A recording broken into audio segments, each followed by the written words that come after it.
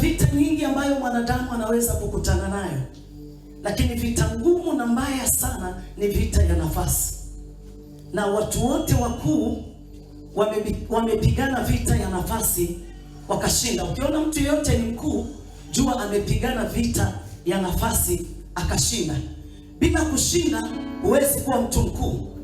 Sasa nataka niseme na wewe neno hili kabla hatujaomba, ili unapoomba ukapindue meza za waliokuhamisha kwenye nafasi yako. Unajua, moja ya kitu ambacho niliona ni bahati mbaya sana kwa walokole, tunaweza kuomba maombi ya kulia. Baba wa rehema, unihurumie. Wewe ulikufa msalabani. Wewe ni Jehova, ni sawa. Baada ya hapo hatujui kupindua meza za wale waliotuondoa kwenye nafasi zetu. Na ndio maana ukiwaambia wengi waombe maombi ya vita, kidogo wanapata kigugumizi. Lakini usiku wa leo nitakufundisha mbinu na utawang'oa waliokalia mlima wako. Moja ya kitu utafanya usiku wa leo ni kuwaondoa waliokaa kwenye nafasi yako.